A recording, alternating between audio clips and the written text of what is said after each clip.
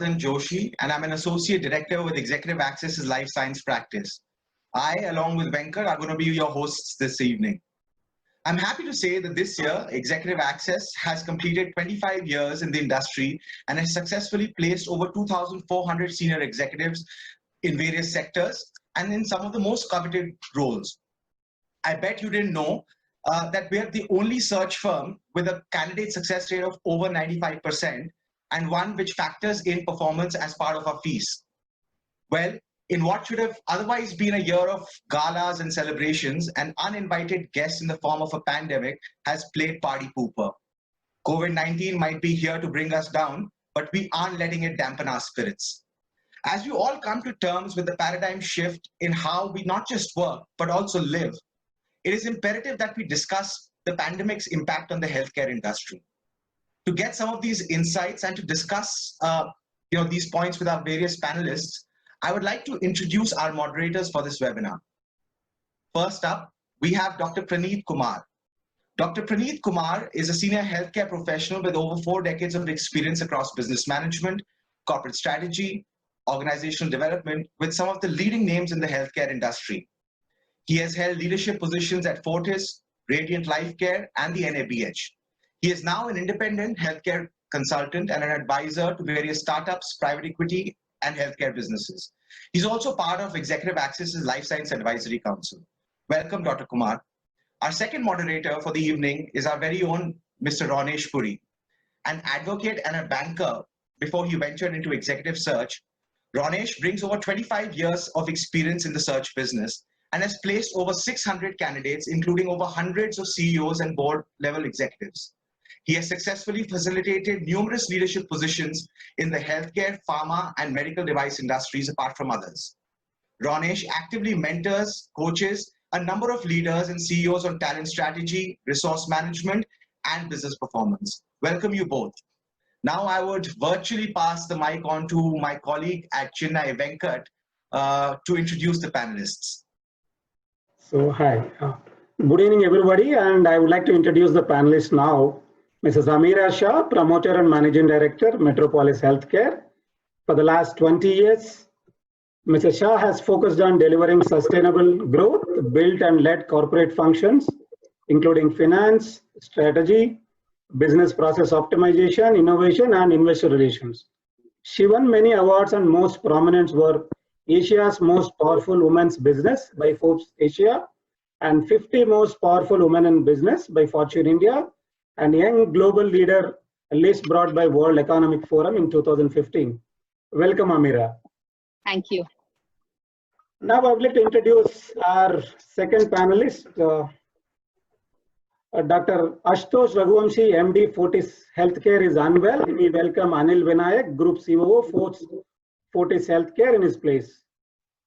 Anil is a seasoned professional with a career spanning of 32 years and a successful leadership record across financial services, consumer products, and healthcare. He has held senior roles in global as well as Indian organizations and is a well-respected leader in the industry. He has strong experience in operations management, team building, organizational transformation, product development, business development, and partnerships. With a proven track record as a successful leader in operations, he has consistently delivered results over the years. Welcome, Anil. Thank you. Our next panelist is Dr. Dharmender Nagar. He is the Managing Director, Paras Healthcare. Dr. Nagar, who dared to take private healthcare to the road less traveled. He is the Caesar of India's Tier 2 hospitals. He has been awarded as the Entrepreneur of the Year and Dynamic Healthcare Entrepreneur of the Year in 2000. Welcome, Dr. Nagar. Our next panelist is Dr. Harsh Mahajan. He is the founder and chief review of Mahajan Imaging. Dr. Mahajan has many firsts to his credit. Set up one of India's first MRI centers in 1991. Before the word startup became popular and pioneered new technologies in the field of imaging. He has received many accolades and awards, including Padma Shri in 2002. Dr. Harsh became an entrepreneur out of compulsion and started something which one would have not dreamt. If he had got job immediately after coming back from USA, he would have become a professor in some medical college. Dr. Mahajan believed in the words of Jack Welch, ex-CEO of G Healthcare, "You change before you have to." He always believed that rich must subsidize poor in healthcare so that the poor can also get best treatment. Welcome, Dr. Harsh. Our next panelist is Dr. Narottam Puri. He is the advisor, medical operations and chairman, Fortis Healthcare.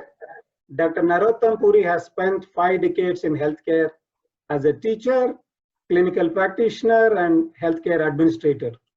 Cricket was his passion and medicine just happened to him. Welcome, Dr. Narottam. Our next panelist is Dr. Rajiv Gupta. He is currently the chairman, Preventive Cardiology and Internal Medicine at Eternal Heart Care Center and Research Institute, Jaipur. He is the board member, World Heart Federation, Geneva. He is a member of multiple cardiovascular committees at Indian Council of Medical Research and is a member of Chief Minister of Rajasthan Advisory Group on COVID-19. He has more than 950 publications in international and national medical journals and is one of the most cited medical researchers in the country. Welcome, Dr. Rajiv. Now I request Ronesh to kickstart the session. Thank you very much, Venkat, and a very, very warm welcome to 6 of the brightest minds in the healthcare industry. We in Executive Access are humbled to be talking to all of you. I am very excited to learn from them because all eyes are on the healthcare sector. They have a phenomenal challenge and obviously they've risen to the occasion. Friends, we have over 200 years of healthcare industry experience amongst us. This includes my co-moderator, Praneeth Kumar, who will be asking the more tough questions. Before we begin the webinar, I would like to place our gratitude to COVID warriors.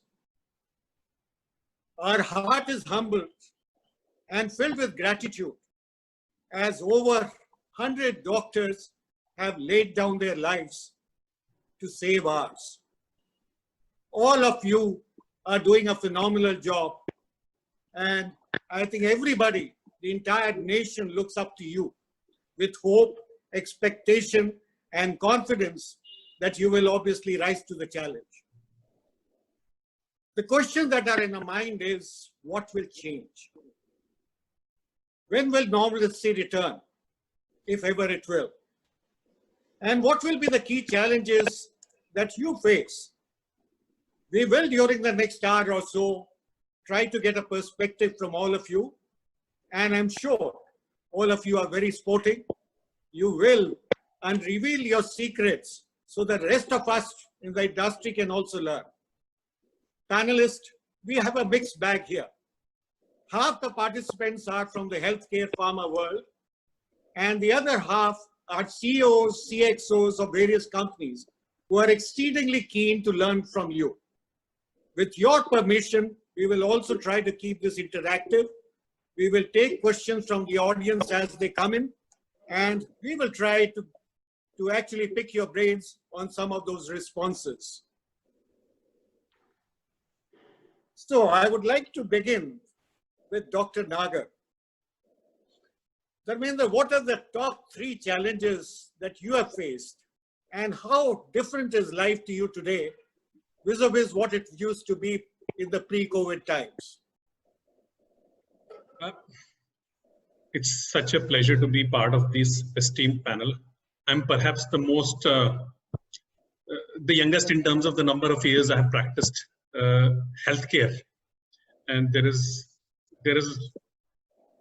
all the people here have decades of experience. And I think you've asked me to put my views forward is humbling. The 3 biggest challenges, I think, for all of us are the same. This COVID has brought on crisis which already existed in Indian healthcare.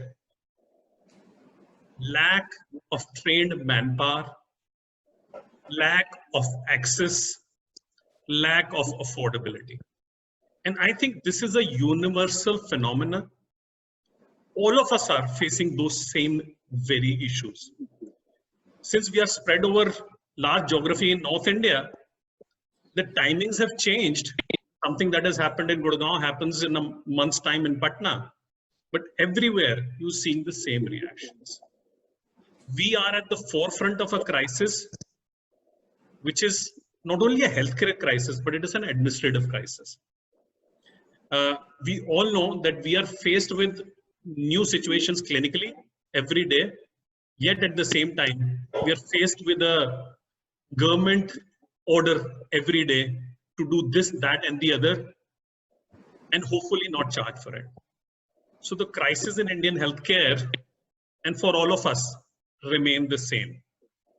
Access, affordability, government interference, non-support, I would dare to say, and of course, lack of trained manpower at our own ends. And I think it's been a challenge that has literally exposed us. I mean, I personally feel that I've seen the warts within our own healthcare system right up. We've seen the great work that we've done, but we've also seen the lack of lots of things at our end as well. Anil, any different for you in terms of the challenges? I'd start by saying the first big challenge has been uncertainty, right? So uncertainty at every level. The disease itself has been quite, challenging in understanding, and dealing with it has posed many, many different challenges over the period of time. So one is the uncertainty from government regulations, uncertainty of the disease, uncertainty of manpower availability, and so on, and what is required. So that's one broad theme. The second, I think, is that most people have worked on saving, keeping themselves safe. Our challenge has been to ensure that we keep our staff safe and at the same time the patients safe. So those protocols have been have had to be adapted very, very quickly. The third, I'd say, is that the whole setup of the way we are configured as hospitals, as doctors, as manpower in healthcare, is not really geared to handle infectious diseases at this scale. And that has posed unique challenges in terms of the infrastructure and manpower requirements and availability, which we've never seen before. So I would put those three as the main issues that we've dealt with that have required constant rework and thinking. And Dr. Harsh, what about the testing world? I mean, what are the challenges that you face and what do you see changing? Testing again, sir, if I would start, I think it has come a long way very rapidly in these last 4 months from where we were with just being able to do a few hundred tests to now being able to do 500,000 tests. In fact, yesterday, I think about 325,000 tests were done. And these are just RT-PCR tests. But the challenges, have been similar to what have been enunciated by Dharminder and Anil, that uncertainty of regulations, of the administrative farmans that you may get, of people just coming in and saying, why are you collecting here a sample when they don't know where it should be collected, that you don't have permission for such and such place, when they don't have any system of giving that permission or even knowing that a permission is to be obtained. So those things, when you're rushing and running, trying to, let's leave the financial liabilities aside, despite that you're trying to rise to the challenge, all these tend to pull you back. And they, dissipate your enthusiasm for going ahead. And this is despite the fact that at the central level, right from the beginning, there has been a lot of thought given. And there has been dialogue between the private and the public in a very holistic, very wholesome manner.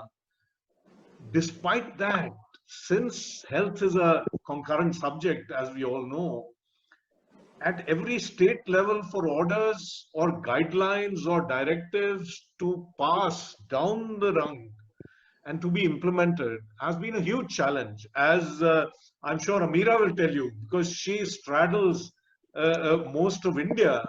And in fact, why don't I bring her in to talk about the challenges, and then we'll talk about our victories as we go ahead. But she has faced the brunt of it across different geographies.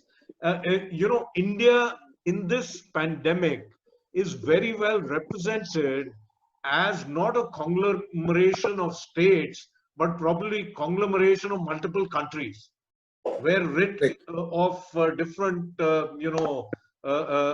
leaders runs differently. Ameera, why don't you take us through? Yes, No, Ameera thanks. has in fact done a wonderful job, and she is obviously a lot of challenges you're facing, Ameera. We'd love to hear from you about the challenges, and then I also have a question for you. Sure. No, thanks, Dr. Mahajan. He's absolutely right that even though some of us were very closely involved, Dr. Mahajan, myself, and 2-3 other sort of leaders in healthcare were very closely involved with Central Ministry to design the policy for COVID testing in India. Despite that, I think the challenges have been tremendous. And I think it's like when a crisis hits you, every member of the family is doing something in an opposite direction. Dadi wants something, Dada wants something, mother, father wants something else. And unfortunately, that's how this crisis has been for India, where the right hand and the left hand have not spoken the same language at all. And what has landed up happening is that in the private and public state, if you look at the state government and the private players, while our conversation was with Central Ministry initially, by the time we started talking to the states, there was just a complete dissonance in what needed to be done. Frankly, I feel the COVID crisis could have been much more seamless if each state government had worked closely with the private players, taken us into their confidence, and worked in a collaborative, cohesive manner. Just a simple example, in March itself, we had suggested that, listen, let's create a forecast of, let's put some simulation models as to where we believe COVID volumes will go over the next 3 to 6 months. And accordingly, all the private players, we can build up our capacity, right? Because to all the points that Dr. Nagar said, you can't suddenly train people overnight. You can't suddenly get space overnight. This needs time. And if we had time, we could have built capacity. But unfortunately, till today, we are still waiting for this forecast, which has never come. So therefore, at every step, when we have been able to do 500 tests per day and suddenly they need 1,000, we are now stuck and saying, how do we manage? So now, despite we are doing thousands of tests per day, but it has been a very painful journey rather than it being a seamless journey, which India could have been in a probably much better place. Yeah. But Ameera, I was reading, in fact, a report in The Economist recently, and it stated that only 1 out of 12 people who are infected are actually diagnosed. And it appears to be a worldwide problem, not really confined to India. I mean, but worldwide, 11 people actually are not really diagnosed, don't undergo treatment, but they are actually infected. Any solution that you have in mind? Because this is a huge number. Sure. See, I don't think we can, today with the resource crunch on all the materials, testing and equipment required to test everybody is not possible. I don't think we can possibly test, all the citizens in the world at this point of time. 6 billion people, very difficult. So therefore, I think all governments have chosen to say, let's test the ones who are symptomatic, the ones who are displaying symptoms, and see whether they are mild or whether they are severe, and accordingly hospitalize them. I don't think the challenge is the fact that we have not tested the 11 asymptomatic people. I think the challenge is that the one symptomatic person who we found to be COVID positive, we have not even tested their immediate families, right? And that is the bigger problem, because there has been a direct exposure. If you compare Indian testing, we have been at, I think, 0.8% of our population is tested compared to, I think, 6% in China, 11% in US, etc., etc. We are way behind on the testing global benchmarks that we have seen all other countries do. And I think that is the issue, not so much of the asymptomatic testing. Right. Dr. Rajiv? No, I would, you're on a mute, doctor. So thank you. One question for you. Question for you. And I mean, if you took crystal gaze, and see that what in the healthcare industry will change in the next 3 years. And permanently and maybe temporarily, what would they be? See, there are two issues here. One issue is what I desire to be changed. So what are the desirable changes and what is likely to happen? So desirable change, of course, is you need a very strong primary health care and you need a very strong district hospital. Not the tertiary type of hospital, but a strong district hospitals. Soon we'll have a vaccine. I mean, there are news that by October we'll have the Oxford vaccine and maybe soon Moderna vaccine also. And India, of course, is in line. But do we have the capacity to deliver that vaccine to people? That is the one question. And for that, we need a very strong primary healthcare system. Unfortunately, public primary healthcare is in shambles. We don't have any technological support. We don't have any way to track people. So we don't have any sort of a national health scheme, the NHS type of system in our country. We can't track people. We don't know how many people require vaccination, how many people require primary prevention or whatever you have. But I think the major crisis which I see is in the secondary care, which is still there, which is already there actually. So we have very poor quality district hospitals. District hospitals, even private hospitals in a district are not very high quality, of course. And we only have a very few selected tertiary care centers which provide right kind of care to these people. Now, COVID has sort of unveiled the quality of care which we all focus on. I mean, you have NABH certified, you have JCI certified, you have lots of tertiary care institutes in our country, but there are only maybe 10,000 beds, 20,000 beds, 30,000 beds. I mean, which can't cater to the whole population. So I think there is the one lack which I think is going to hit us very badly in the near future. Fortunately, with the focus on COVID, quality of healthcare has come into a very great focus now, because every person in the country deservedly expects the best quality of care, which somehow our system, both public and private, are not able to provide. So I think that is the one problem which I foresee for the next 2 or 3 years, that we will have to rapidly escalate our quality, but quality will only come with manpower. So I think that is the biggest drawback in our country. Most of our politicians believe that if we create doctors, we have solved the problem. But one doctor requires the help of about 10 paramedics. So you need not only one doctor, you need 10 paramedics also. And there are very few nursing colleges of high quality. There are very few paramedic training colleges of high quality. So I think there's again a missing link, and we are not focused on that. So what I believe is, yes, there will be a lot of infrastructure, but infrastructure is the easiest part of the whole equation. The toughest part is the qualified manpower, and I think we need to focus there. We need to attract the attention of the government. They're just producing ventilators, putting ventilators everywhere, putting labs everywhere, won't really help the healthcare. Healthcare will only be helped if we have empathetic, sympathetic, or whatever we are, compassionate healthcare available to everyone at the level of district hospital or the sub-district hospital. So I think there is a major issue which we are on focus. I say that the virus is consistent. It is behaving as it should. It is multiplying as it should. The R's and the R1 or R2 or R3 is going up all the time. But in our practice, we have been inconsistent. We have had an epidemic of placebos. We have an epidemic of placebo therapies. We are prescribing our people dangerous medication. We all believe that something will be done. So we are distributing laddus to people without any real outcome. So I think science has to take a strong stance on these areas, and we have to be guided by scientific approaches. Another important thing which I believe is not very well focused is the issue of health economics. I mean, every Tom, Dick, and Harry, every person comes in and says that, why do you charge for your care? I mean, as health administrators, we need to teach people health economics. Nothing is free. I mean, if premier medical institution of the country provides free care, there is on the back door, there are lots of money, salaries being paid to people to run the whole show. Private sector, they say it's not, I mean, they should also provide the same type of free care, but from where does the money come in? So I think we need to teach the people health economy. So I think the other two challenges which I foresee in the next 2 or 3 years. Thank you very much. Dr.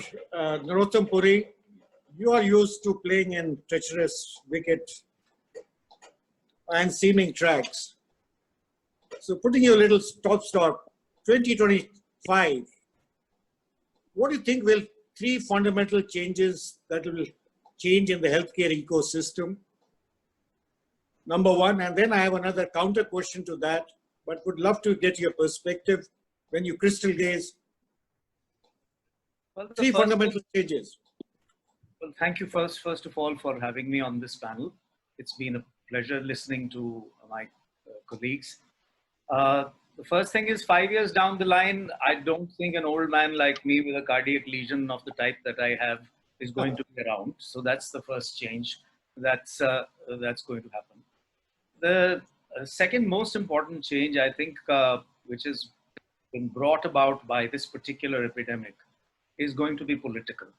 In my view, so far, all the elections were won on 5 basic premises: roti, kapda, makan, bijli, and pani. Other than, of course, the usual ones like caste and caste, subcastes.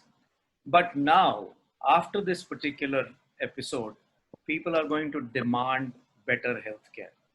So already you're finding signs, and my colleague Rajiv mentioned and others have mentioned, that there's now a plethora of ventilators and beds are being added left, right, and center. I don't know what stopped them from doing this other than this kick up the backside by COVID all these 70 odd years. Why suddenly the money has been found for so many intensive care beds and ventilators? Why could it not have been invested earlier? Second thing, that's the second change.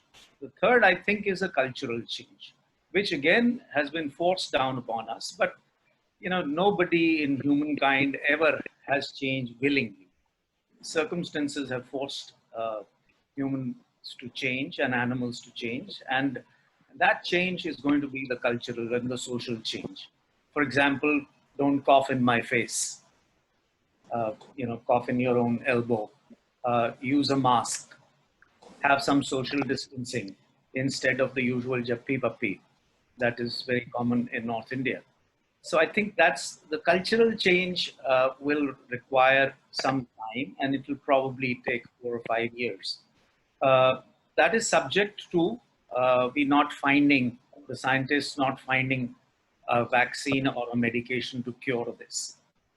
From the healthcare point of view, I think the first and the foremost change will be from the point of view of some amount of cementing of the fracture lines, because part of the fracture lines that my colleagues have mentioned are inherent in the system for the simple reason that our constitution allows states to function independently in most matters of health. It's a state subject. And therefore you have this plethora of orders being passed in the morning, changed in the evening, and the center and the states not agreeing on certain things whilst agreeing on others. So those will need to be papered over for the good of the country, because I think over a period of time, not just the healthcare professionals, but the public will start demanding it. The other change that I expect is going to happen, which again is unfolding right now, is that India will become more and more self-reliant on its own kits for diagnostic tests, its own equipment. Manufacturing capacities are going up. We are now the second largest manufacturers of PPEs, and we do it excellently at a very low cost. So I think that will get a huge fillip, and India will probably end up being a net exporter, just like it exports drugs and vaccines. The other change that will occur, I think, is a fillip to research. There will be a greater incentive now provided because of commercial reasons and because of the fear of another epidemic of this nature happening, to instill a sense of investment required into the research part. The other part that needs, these are the basic broad structural changes that will occur, but from the healthcare perspective point of view, it is quite possible that you might see two polar approaches in healthcare. One side, it could be that it could become more frugal.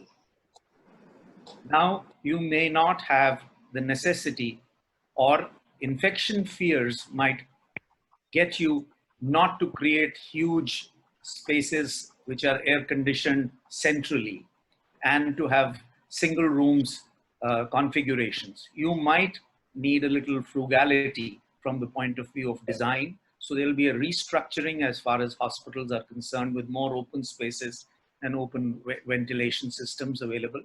At the same time, India is not going to get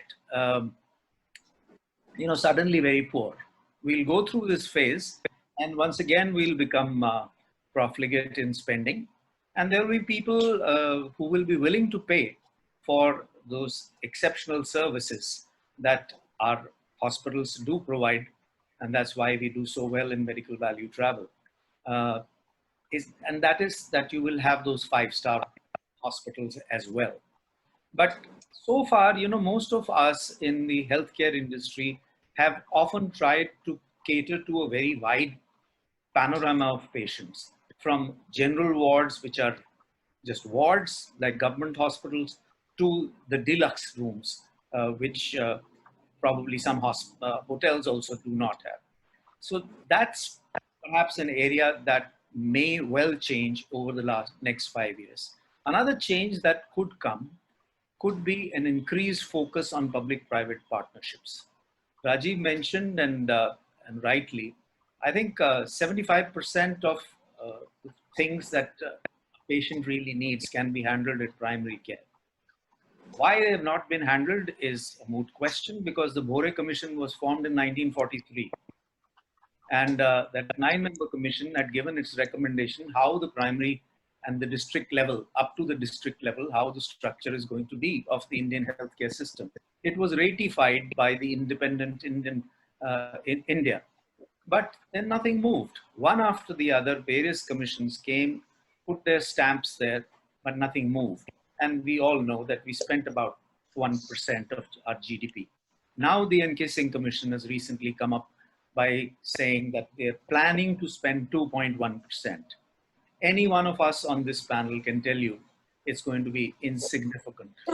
It's not going to make a material difference. Therefore, the role of private sector will remain very, very crucial. Today, private sector provides 70% of healthcare services to this country, roughly.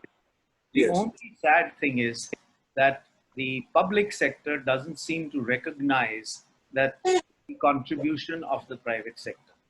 And I think this stems from the fundamental premise under which most Indians labor under. And that is that I think we are socially wired in our heads to believe that education and health you should not judge. So it's not only profit. I mean, if somebody were profiteering in it, I can understand.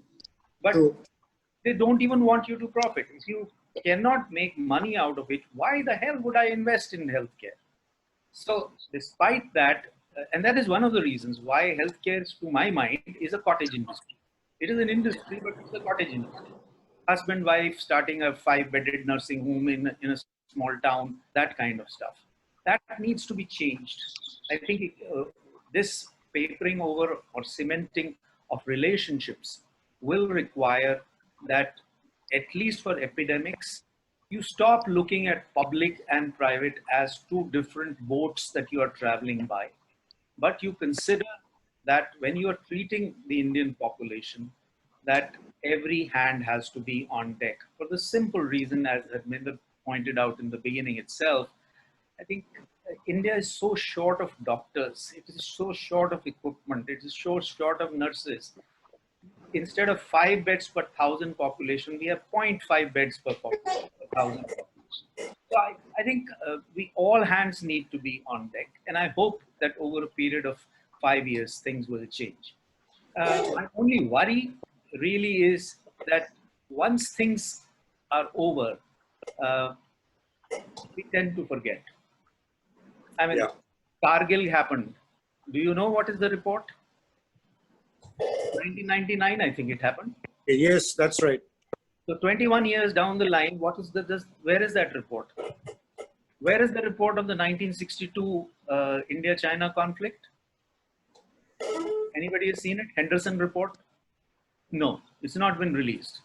Unless you share knowledge with me, how am I supposed to improve?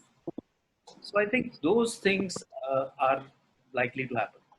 I've left the most important change that I see happening to the last. And I think that change is the technological change, the digital change. Believe me, healthcare has already changed in India irrevocably. The very fact that you and I are talking now on this particular medium, that's how I saw this morning Harsh and I were in another con call. And I had to drop off because I had 2 patients to attend to. Those patients I wasn't going to my clinic to see, they were all teleconsults. Yeah. Now, he will tell you, or Amira will tell you, that today it's this digital and the technological advance that without which they cannot function. A CT scan, an MRI, a PET scan, most of the RT-PCRs, etc. They are all technologically driven tests. So I think technology will undergo a major leap forward. I think I've spoken enough. There are still some certain changes to come, but probably we'll talk about them a little later. Thank you. Thank you, Dr. Puri. That was actually very, very insightful. There's some audience questions that we will now take, and any of you can actually volunteer to speak on that. One of the questions that came in fact, very early as we started was, with so many funds, both domestic and international, looking to invest in the healthcare, and more specifically in hospitals, why is there still such a capacity constraint? Can I take this? I think Yes, the answers are pretty easy. The funds that are looking to invest want high return, high margin, guaranteed business. The access issue is not with Delhi, Mumbai, Chennai, and Bangalore. The access issue is outside these territories. And outside these territories, it's hard to get hospitals built, hard to find talent, and hard to find that amount of profit. So it's very easy equation. You want 30% return, and you've already built those facilities in Delhi and Mumbai and wherever, all these metro cities. And therefore, the equation of more money coming in and more facilities being built is not quite direct. I think that is where it is. And to add to that, I think even in the metros, Yes. Everything that plays out in the media and when our results get published, I think they also show clearly what the returns are. The single-digit ROCEs even today, even in the metros, right? And that's the reality. So while there's plenty of money chasing returns, a lot of people are realizing that the returns just are too ambiguous. I want to add one point to that. See, returns are always related directly to level of risk. The higher the risk perceived, people expect as higher return. The fundamental issue you see in healthcare is there is a huge amount of uncertainty. There is huge uncertainty in terms of what policy is, what the guidelines and framework is going to be by the government. As we talk, whether central or state, it keeps changing. When you're trying to build a facility, you don't even know today. If you ask all the panelists here, how many licenses do you need to build a hospital? I guarantee you everyone will give a different number, because the reality is nobody knows. right? You have to discover this during the process. It's very specific to a city, to a district, to a town, in a state. So therefore, and it's constantly changing. So they've made it so difficult to build healthcare and to run healthcare facilities that the level of risk involved is so high that therefore the return that Dr. Nagar was talking about, expectation is also high. And that actually makes the entire thing very unsustainable. And just to add to Abira's point, we track 1,200 compliances. As a hospital network, we track 1,200. 1,200? Yes. Goodness gracious. And how many, what percentage of that you think are not really required? I wouldn't want to comment on that. It could just be much simpler in terms of how it's administered. If I may just add, another reason why people would be reluctant to invest in healthcare, as Amira said, high risk, high return, but here it's high risk and low return. So it's actually a conundrum. Second, as has been said earlier, that no one wants to pay for healthcare. It's maybe the psyche that we've had for education or healthcare. And so here we have a socialistic structure where people want private healthcare to pay for it. How can that happen? So, from the investor's point of view, this is a tough sector, and I see it only becoming tougher in the years to come. Indeed, I think it is a challenging task. We'd like to actually take a little poll and put you in a tough spot. At the end of that, we'll tell you who was right. You're going to crystal gaze. And each one of you is going to come out with what you think when the normalcy will return. How many months? We want a precise answer. And let's see which of you gets it right. And there is a prize for the person who define normalcy first. Yeah, normalcy as life was pre-COVID times, if ever there would be. Oh gosh. So Amira, you go first. Normalcy pre-COVID times means that you can travel as you please. You can step out of your house without having to worry about your health. You can work full time, etc., etc. I would say 24 to 36 months. 24. That's quite a bit. If you were to put a precise months. Yeah, I mean, you can go with. You can say 24 months. 24. So Amira's poll is 24. Yes. Dr. Nagar, you. I would like to restrict myself to healthcare part of it, and I think we can get back to pre-COVID times, if defined in number of patients, number of surgeries, the revenues we do. Perhaps it will take us another 12 months to get to perhaps 80 to 90% of our pre-COVID. So if I see this next July, August, we should be 80 to 90% of our pre-COVID times in terms of healthcare. And if you are just crystal gaze in terms of a common man, you're looking at it from your perspective. I mean, you're more informed than us lesser mortals. What is the time frame you would put? I have been proved wrong every week. So I'm just giving up on this. Please, I have to give up on this. April 15th, I was so sure. April 30th, I was cocky sure. May 15th, I was definite. May 30th, I was very, very confident. And then I lost it. Given the I think things will start to get better in my mind in 12 months. We will start to see the beginning of this, but I think it will take 24 months for it to come back to normalcy. Right. So I think it depends on how you define normalcy. I think if you define it as will life be back to where we were, I think that will never happen. Some fundamental changes will last forever.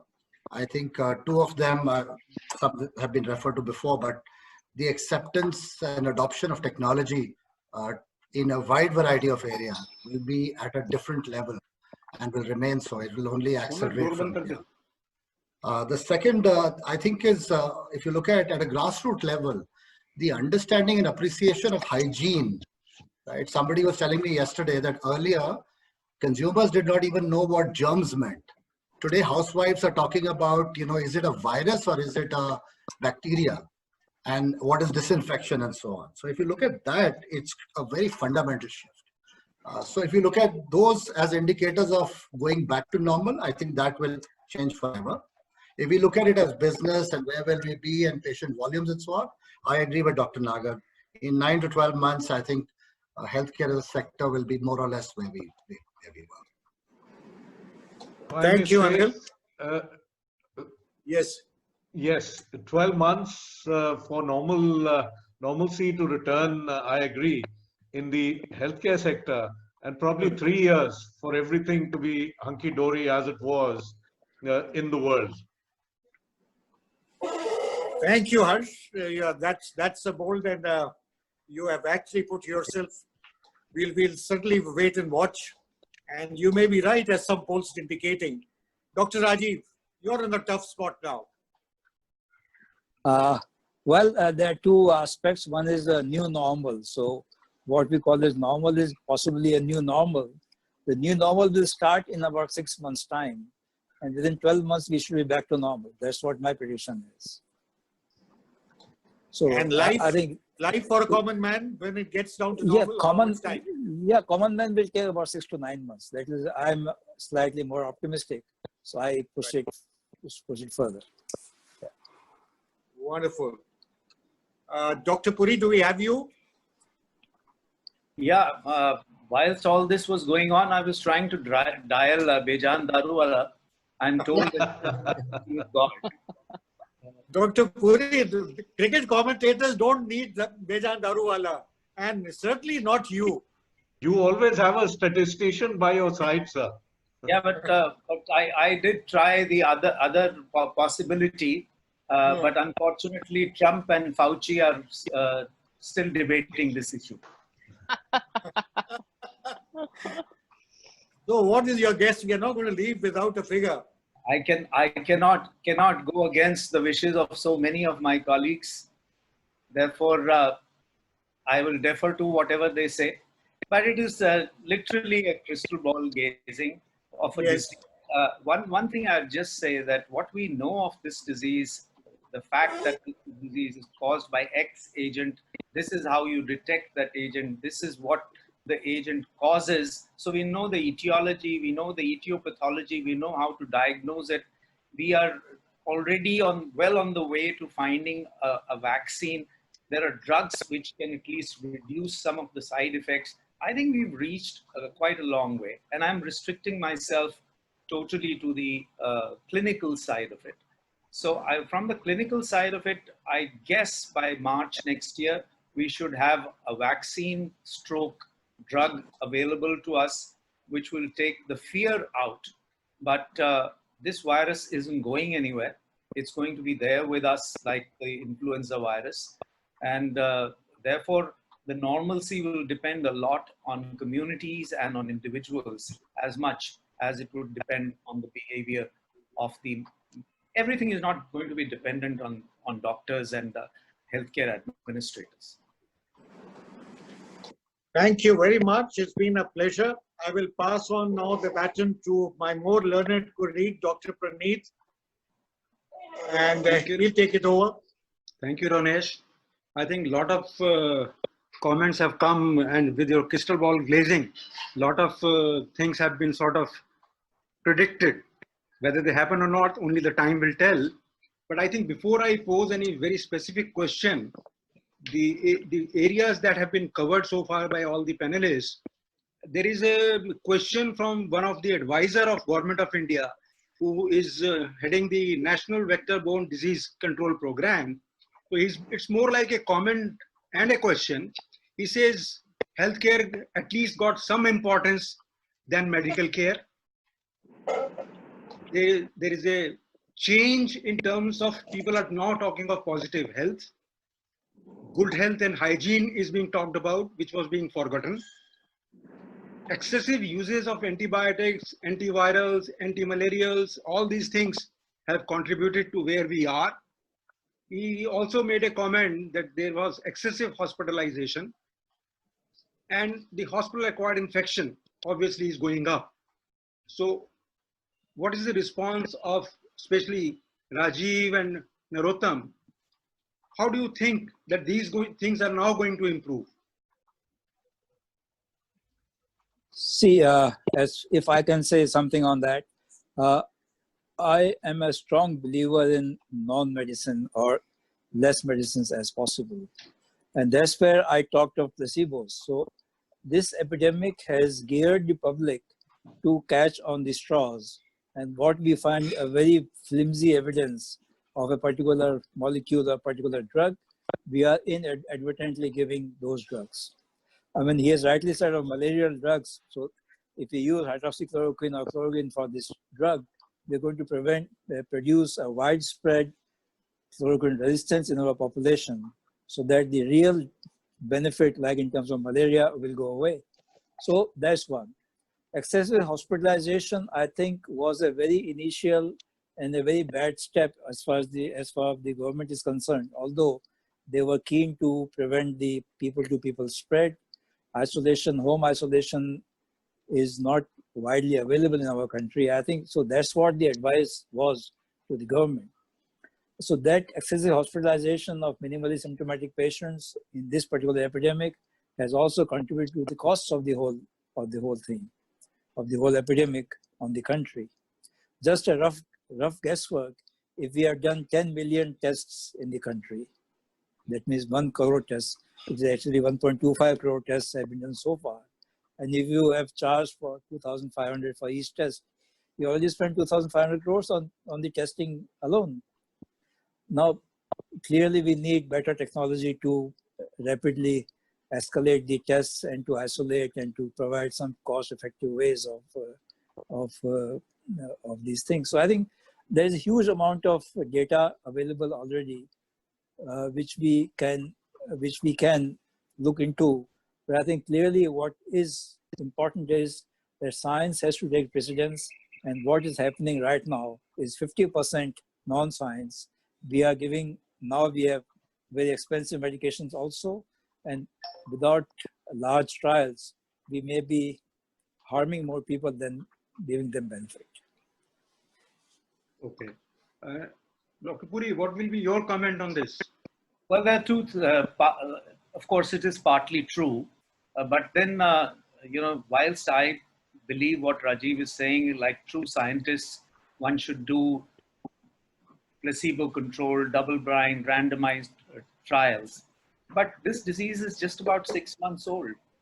And when people are dying, you got to start giving them something.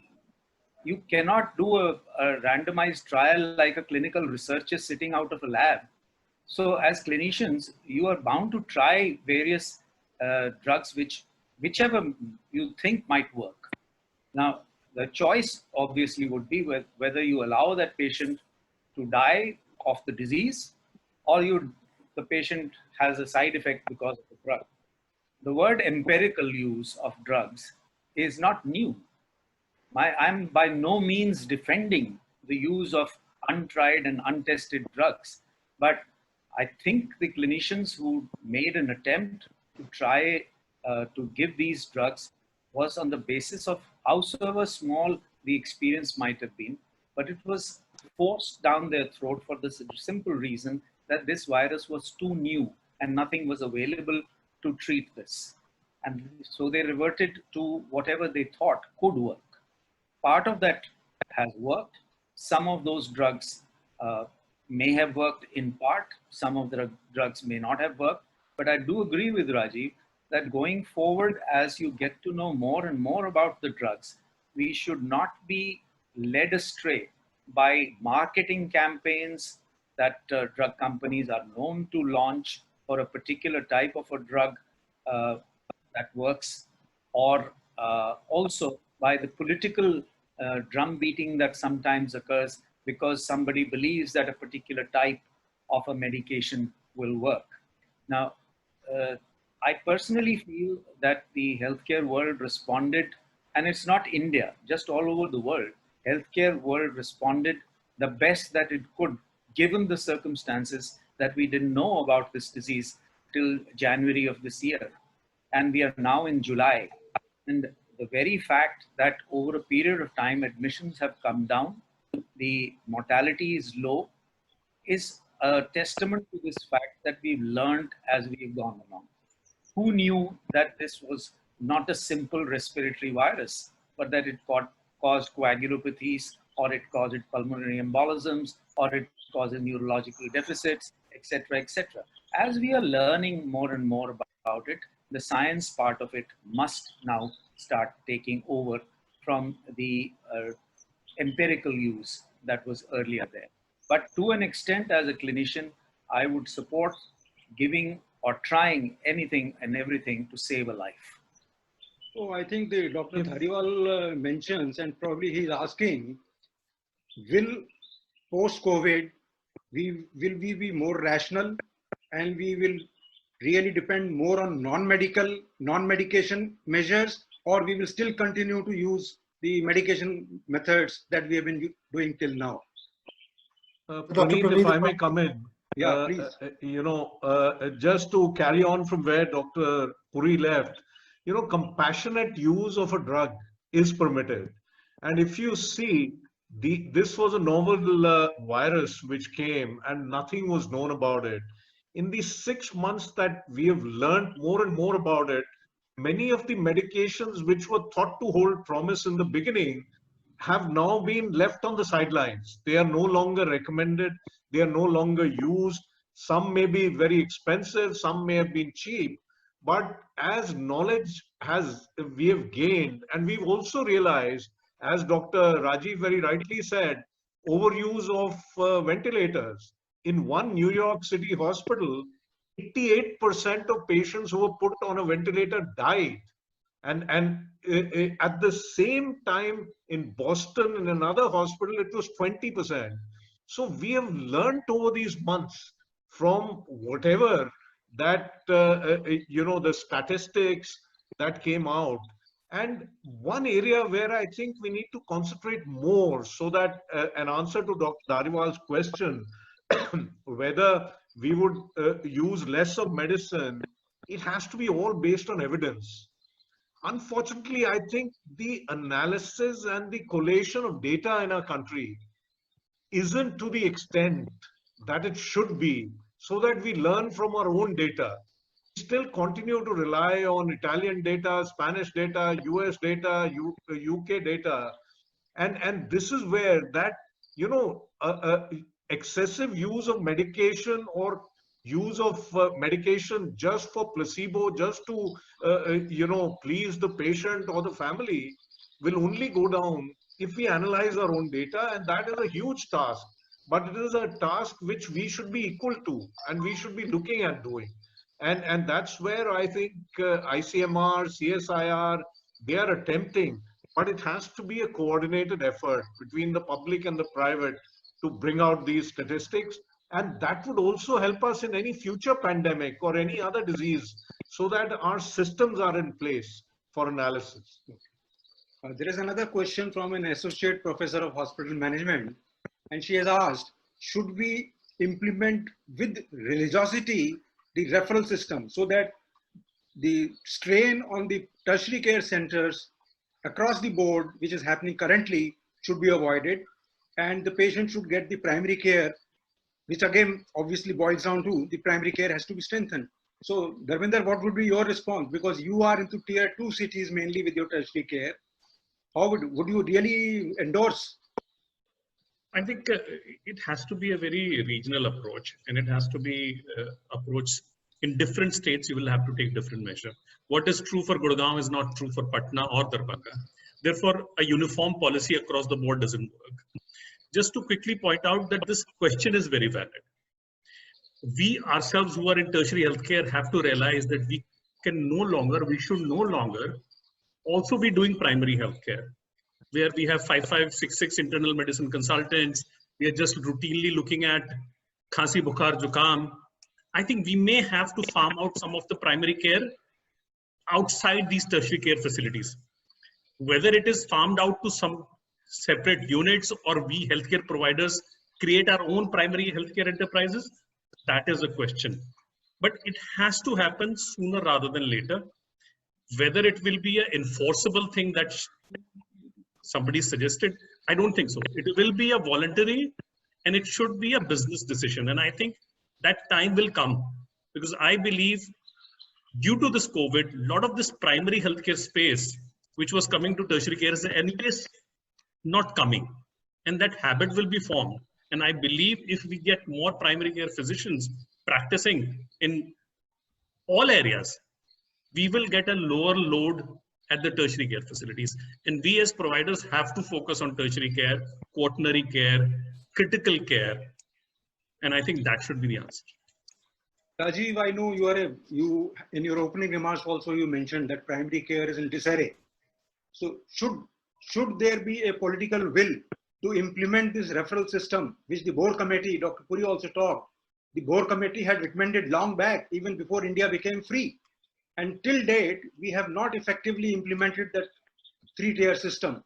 So would you be advocating, since right now you are part of the team at the government of Rajasthan, so at least health being a state subject, can you get that implemented at least in Rajasthan to start with?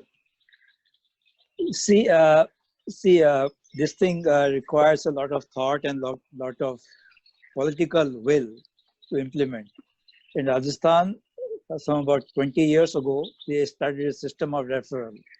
And there was a chain of referral from primary care, secondary care, tertiary care. The problem is the patient confidence. The patient is not confident that the primary care will provide me a right kind of care. The patient is not at all confident with the secondary care system. He always believes that the district hospital is understaffed, underfunded, unclean. Whatever bad things are present are always highlighted. So I think that system is there, but it failed. So the desire, the will to create a good primary care system based on something like the NHS model, the National Health Scheme. And by the way, the Board Commission was formed before the NHS was formed. It was formed to test this system of primary, secondary, tertiary healthcare. It was successfully implemented in UK in 1946 after the World War, from 46 to 1950. In India, it was never done. So I think there is a big problem there. So I think, yes, it is a genuine need, but we need to strengthen the primary care with good people, with good infrastructure. We need to strengthen the secondary care with good people, good infrastructure. Only then the load on the tertiary care will be decreased. As I'll just give an example, a patient of chest pain goes to a primary care center in a village, in a primary health center. He goes there, waits for half an hour. ECG is advised, not available. He goes to a district hospital. The district hospital is about 2 hours away. Again, they do the ECG and no treatment, because the person sitting in the district hospital, even if he diagnoses the acute myocardial infarction, he's afraid to treat, because if the patient dies because of the thrombolytic therapy or whatever, the doctor will be in soup. So he immediately refers the patient to the tertiary care center. So that's the usual story.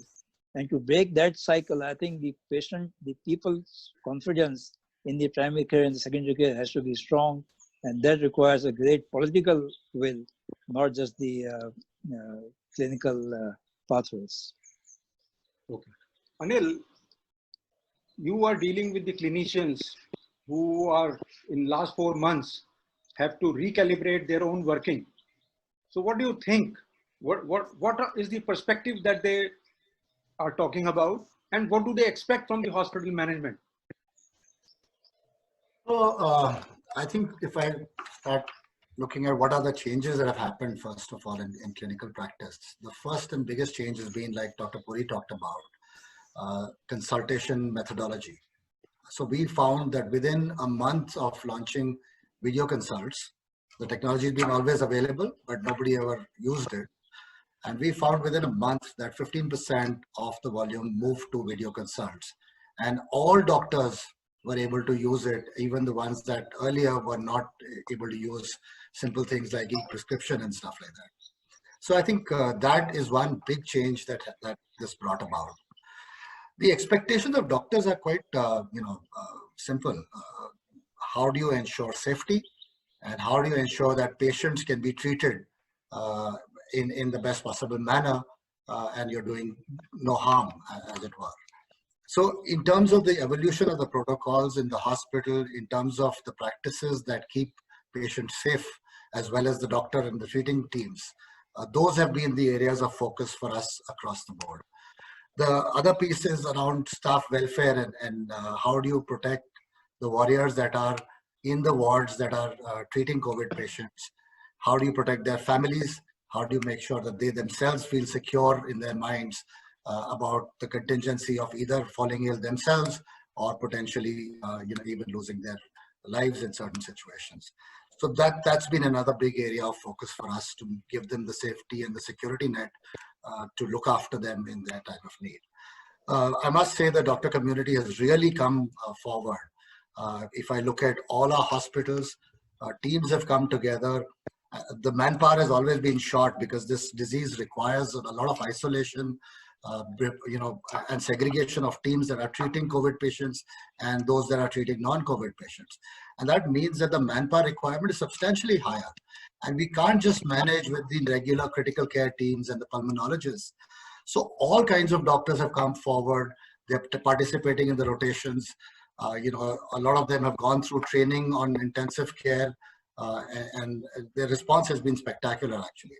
And we ourselves have been quite surprised at our ability to manage such large numbers of patients and still keep all other parts of the hospital operational as well, including the emergency services, deliveries, chemotherapy, all the things that cannot wait have also simultaneously kept running. And it's all thanks to excellent work done by the clinical fraternity. What has been your experience? Because you see, during this last 4 or 5 months, most of the confirmatory diagnosis beyond the lab has come from the imaging. So how are you managing, and what changes for the imaging department to deal with the patients in future? See, imaging has taken a big hit because in most of the hospitals, we are present within hospitals as well as outside. In most of the hospitals, the non-COVID cases, as has been already said by Anil, they are, not coming to the hospital. Only the emergency patients are coming. As far as COVID patients go, a specified number of percentage of hospital beds have been reserved for them. And that is the maximum that one is permitted. For that, of course, we've had to create, a green corridor every time a patient is to come to the radiology department, comes through a green corridor. PPEs, of course, are commonplace. And also, as far as our departments go, we follow a policy of quick in, quick out. So the CT scanner or the ultrasound or the X-ray is all ready. Patient comes and goes. The other way that things have changed is that you're sanitizing your equipment after every patient. Also, portable radiography is playing a huge role. Portable X-rays. So now we have portable X-rays which are stationed within the ICU. There's a portable X-ray which is stationed within the ward, and with the CR systems, we've got them sitting in those places so that very rapid X-rays can be done, and also as little as possible in and out of the equipment should happen. And personnel, even the way that the whole thing is structured, previously what used to happen in an ICU, it was all sporadic. One patient getting an X-ray, say at 10 a.m., another at 12, the third one at 4. Today, what is happening, by and large, of course, if a patient crashes, it's a separate matter. But otherwise, we have preset times, even in the ICU, even in the ward, that between 9 and 10:30 is when all those who need a chest X-ray will get an X-ray done. And chest X-ray has played a huge role in how disease is looked at, how patients, whether they are responding to therapy, going downhill, that is looked at. Even in the main department, you get the patients in only within a certain time slot. And as regards the role of CT scan in treatment of COVID and management of COVID, it has also evolved. we've seen that those patients who are in moderate or severe disease, when they are admitted to a hospital, if you actually do a CT scan at that time, it works as an excellent triaging tool for the pulmonologist to determine how aggressive a therapy he may want to give. And this we've found with some of the best pulmonologists we work with. And then again, to determine the prognosis, CT has been very useful. There are certain signs which we've seen on CT scan. We actually wrote a meta-analysis in April of 49 studies. There are certain signs based on which you can predetermine that this patient is going to go downhill. And then for the, thromboembolism, pulmonary lesions, whether it's going downhill, whether even someone may require a ventilator in the future, those you can determine on a CT scan. Of course, the use of CT scan during the hospital stay has been very limited because you need to bring the patient out and bring him into the department. And those hospitals which have 2 CT scanners, one of them is dedicated for COVID so that you don't end up infecting non-COVID patients. So I think radiology departments have really had to reinvent their processes, apart from the fact that you take all precautions of sanitation and of personal protection. Okay. So we have listened to you and you ended by saying cost of protective protection.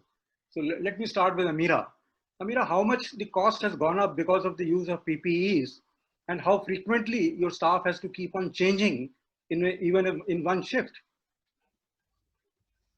So it all depends on the channel and the model. So for example, if you're doing a home service, then obviously the phlebotomist has to change their PPE every time they're going for a new customer visit. Additionally, they also have the technicians who are handling COVID samples in the lab have to be changing PPEs every few hours. So I think depending on the job that people are doing, the cost of PPE obviously has to, is a big cost to companies like us, along with hospitals, I'm sure, as well. But besides that, I think the additional cost that all healthcare institutions have had to bear is, on one hand, we are all sandwiched between government, Supreme Court, and customers telling us charge less, charge less. At the same time, all of our costs have gone up. At the same time, our normal non-COVID business has crashed. So it's been a very challenging time, I think, for all healthcare institutions that we want to stay true to our purpose of taking care of people. But we also have to, you can only take care of somebody else when you've taken care of yourself. And I think most healthcare organizations have had a hard time breathing oxygen last few months. But, I think the additional costs have been travel and lodging and transportation. I mean, I think the last month we must have spent 1 crore just on Uber, for our employees in one city. To go to work and come back, right? Because then you can't, there's no public transport, you can't put them in buses. We are compensating them to come to work every day and they each need a separate cab. You need to provide them hotels and lodging, to stay so that they don't infect their families. I mean, I think the costs have been tremendous. And really, I think it's only the non-COVID patients that have been coming in, which frankly have subsidized the COVID business because there has been such an extreme pushback on all kind of caps on pricing, which has never really made sense to me because even patients who can afford to pay, patients who are coming to us and saying we want to pay for COVID tests, government has decided that they will not be allowed to, charge them. So it's a very strange situation that we're not even able to charge the people who are actually affording and willing to pay. Dharmender, what is your experience? How much has the cost gone up? I think, as Amira has rightly put, at every step, the costs have gone up. And I think the pressure from the government has been tremendous to cap all kinds of prices. So even on our IPD, our prices that COVID patients are supposed to pay is like something like 10,000. In an ICU, it's 18,000. Whereas the effective cost is 40,000. And in these times, it may have gone up to 60,000 in critical care unit. Because of the PPE, because of the extra shifts, because of all these costs at the front end and the back end, as well as the infrastructure cost. I've just created 18 beds in isolation by shutting down an entire emergency area by the OPDs and created these 18 beds. So there is an infrastructure cost, there is an operating cost, there is a manpower cost, besides the PPE cost. And nobody seems to register that. And I think this is a challenge that all of us are facing. And I think all of us have had to increase our operating as well as CapEx costs. So I think this is the challenge. So two examples, just to add to what Dr. I Nagar was said. specifically coming to you only. Yeah. You see, most of the hospital bills which are being floating around in WhatsApp messages and mails and everything, and even in press, they show that there has been a huge charge for the PPEs. So which has created a lot of bad blood in the market. General population doesn't understand what is the safety requirement. And they just keep on talking about, I have seen a couple of bills, one from Nanavati in Bombay, couple of bills from Max Arcade, where people have highlighted the recovery made by the hospital for the PPEs. So how are you tackling this menace? So Dr. Praneeth, I would not comment on specifics, but what I'll say is that exceptions have been taken up and made as widespread examples to say that the costs are high. Speaking for our own chain, I can say that we've treated about 4,000 people, and our costs of delivery, we have gone negative on the overall treatment costs. Our bills are nowhere near the numbers that are being quoted and sent from WhatsApp group to from one to the other. But of course, they are higher than usual simply because the stay of the patient is much longer than usual. An average patient for COVID has stayed for 10 to 11 days. And remember, we are getting the moderate and serious cases, not the simple cases, right? And these patients require 11 days of hospitalization. Our normal stay is 3.5 days. So obviously, when the stay is 11 days, you're going to have a higher bill, number one. Number two, if you look at the costs, I mean, Dr. Nagar started to refer to some of them. The cost of an N95 mask that we used to procure 3 months ago has doubled, right? And this is the only Indian supplier who's still holding firm and meeting commitments and deliveries, right? Just one simple example. Another example is that if you look at a PPE and you try and wear it yourself once to go into a ward, and all of us have done it, I guess, on this panel, it is quite difficult to stay in it for 6 hours. And that's the length of our shift. Now, if you think about it, it's a 6-hour shift against an 8-hour normal shift. And I need to make sure that I'm giving 2 days of rest after every 4 to 5 days of operating in a ward. So my manpower cost is 60% higher for the same service that I'm giving to a COVID patient versus a non-COVID patient. On top of that, Amira referred to all the quarantine requirement for the staff, the accommodation, the hotel stay, all of that adds up as well. So healthcare is looking at doing our duty and making sure that we meet the needs of the country at this point in time. But it's very, very disheartening to also become the whipping boys of the whole general public, and to have the media and the government go after us like we don't understand our responsibility either. So that's quite disheartening. And I must tell you that we have to keep motivating our teams to forget the negativity and focus on what we are supposed to do and just do the right thing all the time. And that takes a lot of our time and energy, which I think we could spend better on finding other solutions. So that's what I would say. The bills that you've seen are one-offs and generally are caused by high degrees of comorbidities.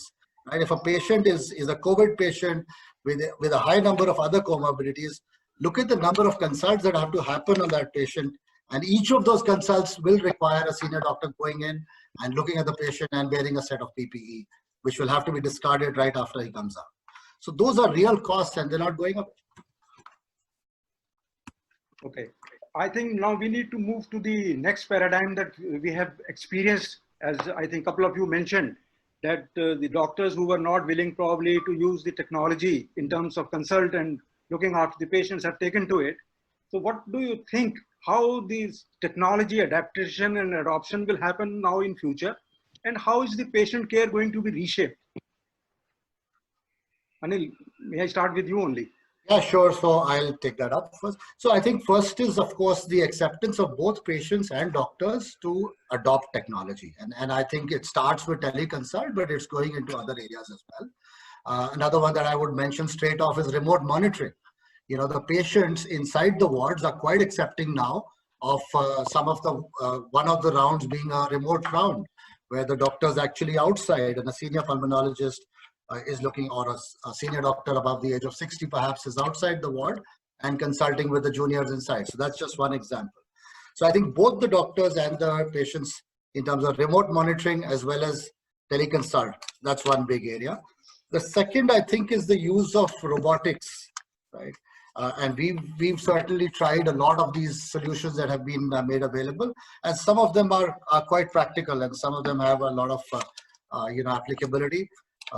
Screening, as one example, is something that we are now doing in a couple of hospitals using robotics, screening of all visitors, and the consistency that it's able to give us, as well as the standardization, is quite remarkable. Then, of course, there are disinfection and cleaning solutions as well, which minimize the touch points and so on. I think the third area will be a complete redefining of the whole patient journey in healthcare. And that, I think, will be the biggest change that we will see. It will take a bit more time, but every single touch point is going to be evaluated and simplified using technology. And I'm very optimistic on that as we go forward. Harsh, I would like to step you in, and I don't know whether you are aware or not. I have been writing a lot about the use of artificial intelligence, machine learning, and all this stuff. And radiology is probably one area besides dermatology, which has already experienced and very positive results, and it's growing. So what has been, I remember that you were in US in December last and presenting papers of your experience there. So what would you like to share your experience and tell the delegates how much is this so-called high-end technology and the futuristic tools helping you, and will they really help the healthcare sector in other fields as well? Yeah, that's a great question. Now let me talk about radiology and where all artificial intelligence either is helping already or will help in the future. We in our MRI centers, we have cases that are booked, and many times you are booking, say, on a Monday for a Wednesday because everything is booked, even though the patient may want to come earlier.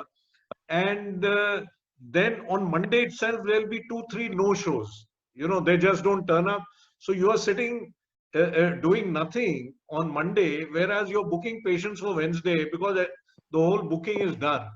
Now, it may surprise you to know there are artificial intelligence algorithms available which can actually predict the no-shows, and they are in use in Brazil. I know of a huge conglomerate which has over 2,000 radiologists working for it, where they are using it. So one is that in registration, in appointment seeking, and all that they are working. Then the second part is actually the performance of the scan. In that, there are artificial intelligence algorithms already functional, which can actually replicate exactly what cut line should be put for a MRI or a CT. And this brings consistency. It increases the turnover. And third, when you are actually repeating scans and you want to compare the scans, you can do that. So this is the other area. The third area is once a scan has been done and measurements need to be done, volumes need to be worked out. This for a radiologist is a very tedious job. It takes time and it is inconsistent because one time I may put a line in this angle, the other time another angle. And so comparing them becomes very difficult already. And we've also built these algorithms in-house where it'll do the measurements automatically. Like in a case of multiple sclerosis, there are 40 lesions in the brain, and you do a follow-up scan, and you want to see which of the 40 has become smaller. Is there any new lesion? It's very, as a radiologist, it can take me 1 hour to write this report. Today, we have softwares available which can automatically count the number of lesions, give their volumes, do a comparison. Okay. The holy grail of artificial intelligence is what radiologists have been scared of. When the algorithm will actually be able to look at the images and be able to recognize the pathology and be able to write the report. And this is where we've been working for the last 2 years. And already, in fact, we are working as we speak on a COVID algorithm for chest X-ray. There have been many claims made across the world of 99% accuracy and all that. Those of us who've been working in this field know that that never happens. But we are working in this field, and we will soon have an algorithm which can do a comparison, which can say whether what is the probability of a patient of pneumonia having COVID, similarly in a CT scanner, and actually in different disease entities. Just imagine, and we are working on this also, on a chest X-ray, if we could identify tuberculosis. Just to tell you, 2 billion chest X-rays are done every year in the world. 2 billion chest X-rays. And if we take the example of the US does about 1/4 of them, about 500 million chest X-rays done in the US. And on an average, they charge $20 for writing a report. It can vary between 10 to 50 US, but $20 just for writing a report, and at least 50 to 60% of these chest X-rays are normal. So 250 million chest X-rays are normal. Now suppose I have an AI algorithm which does one simple task. Is the chest X-ray normal? Is it abnormal? And so out of 500 million, it can sift out 250 million. And suppose I charge $1 only for the report. So for $500 million chest X-rays, I get paid $500 million. And out of them, 250 million are normal, which don't need to be seen by a radiologist. So how much does a health infrastructure or the company save? Is 250 million into 19. That runs into billions of dollars just for normal abnormal chest X-ray. So I would say with this example that this is a field which has a great future. This is where money will be invested, and not only in our country, but globally. And this is where collaborations are needed. This is where data is needed. In our country, we waste data. It just, you know, if you have a chest X-ray, you don't have the report. If you have both of them, they don't talk to each other. So, yes. According to you, it's a very futuristic, optimistic scenario. So I will take it from here to Amira, because laboratory is another area where histopathology and hematology, especially, can have algorithms used. And have you started, Amira, in your systems?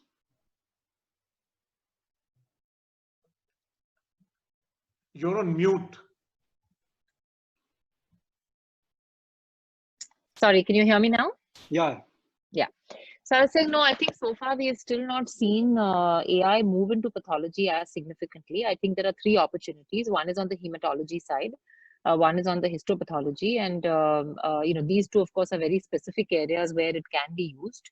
I think we have seen some startings of it globally, but we have not seen it in India still in a significant way. There are a couple of companies who sort of claim to have softwares that can do AI, etc. But back to Dr. Mahajan's point, these things can work well when you have created a large amount of database which have allowed you to create the right algorithms, which I don't think we have managed to do in India at all. So I think we are going to be, as usual, unfortunately, dependent on international softwares and international companies to bring this kind of innovation to us in India, because we don't have the ability to capture this data locally or be able to mine it in a way that gives us sensible algorithms.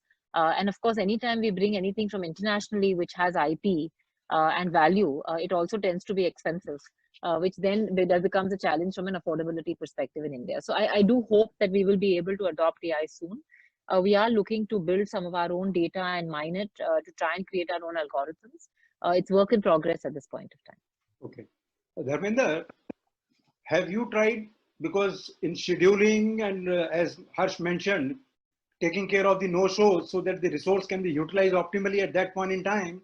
And do you think that this is going to really help in terms of extending the access, in terms of cutting down the time frame of making the delivery? So we are in a very unique position. Dr. Mahajan faces the problem of bookings not showing up. Typically in hospitals, the level of bookings is very low. So we are trying to predict how many people will just turn up. The challenge for us is the patient today still does not want to get a booking done. So in my outpatient, if I'm seeing 500, 600, 700 patients, maybe 150, 200 would have booked an appointment. No more than that. So I face a bigger challenge than that. Therefore, coming to the second stage is not even a question for me right now. For us, predicting how many people will turn up is the biggest question. And I think we go based on our experience and on averages, that's about it. So any algorithm based on bookings and then trying to rationalize it is not applicable right now to us. Okay.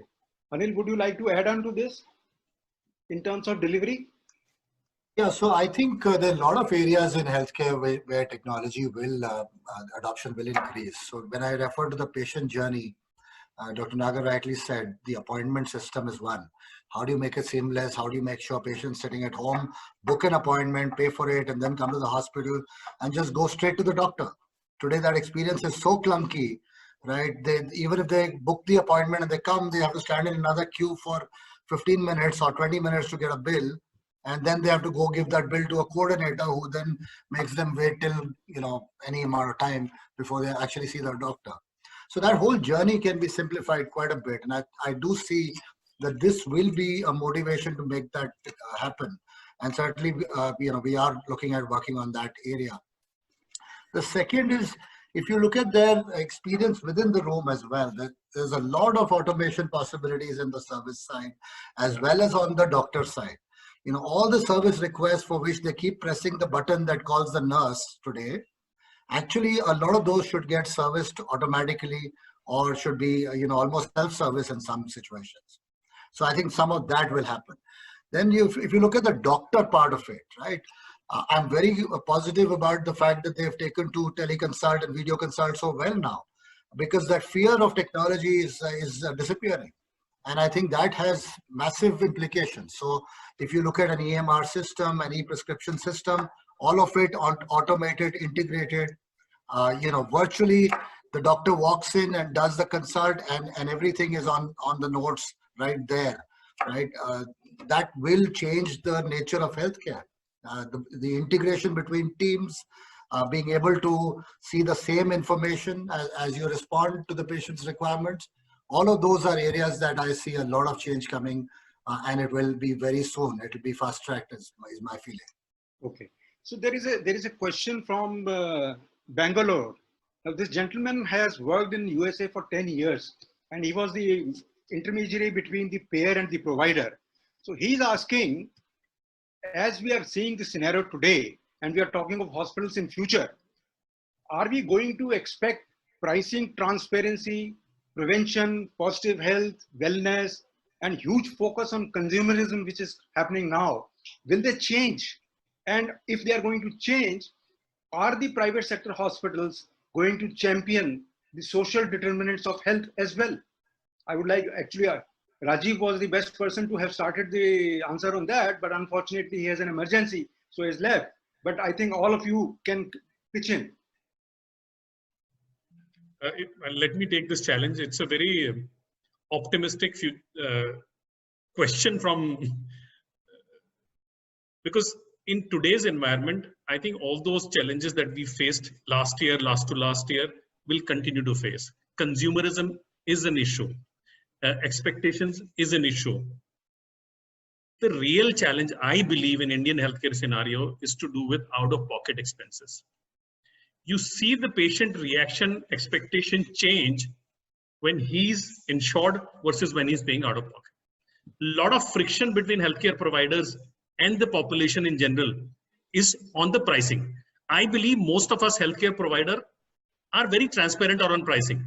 Although we can't predict how much cost each unique patient in each unique situation will have to bear. But typically, most of us providers are very transparent in our pricing.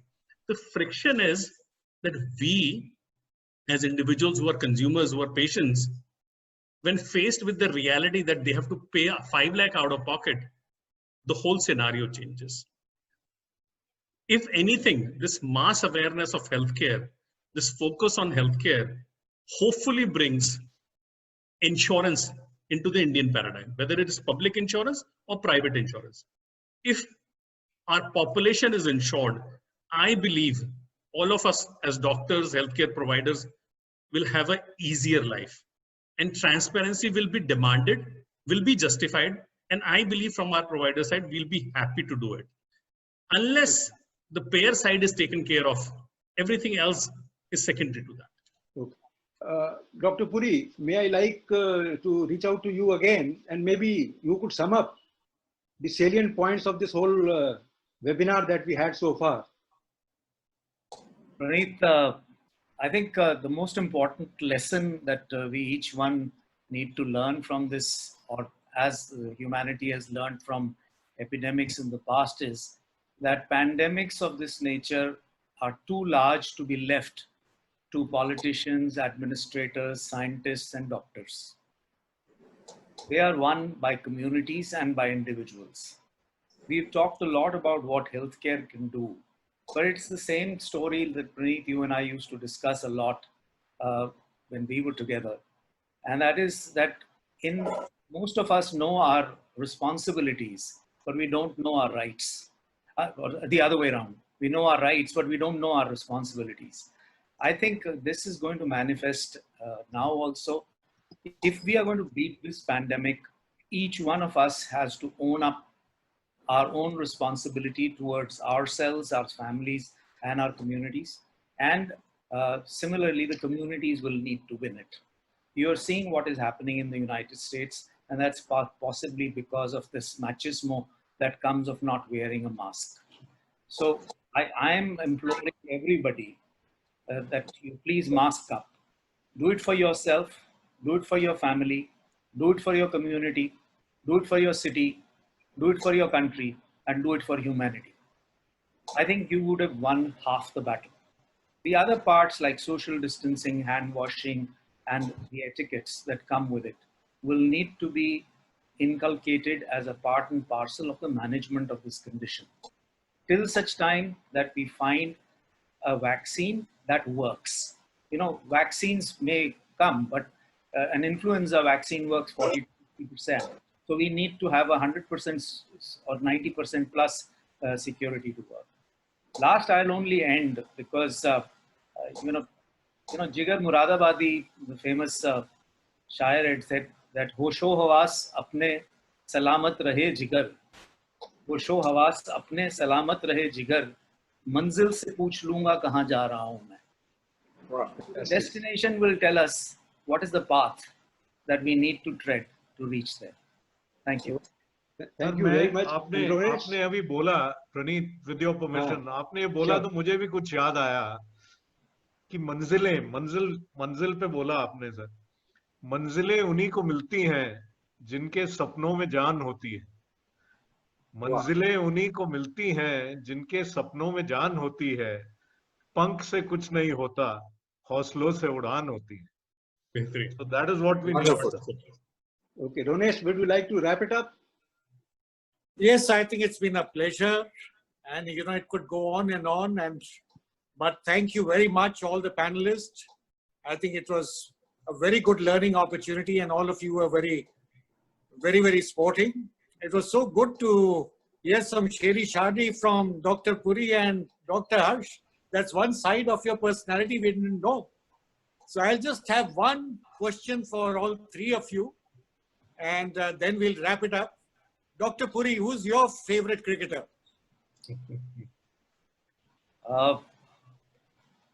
Just one. That's a.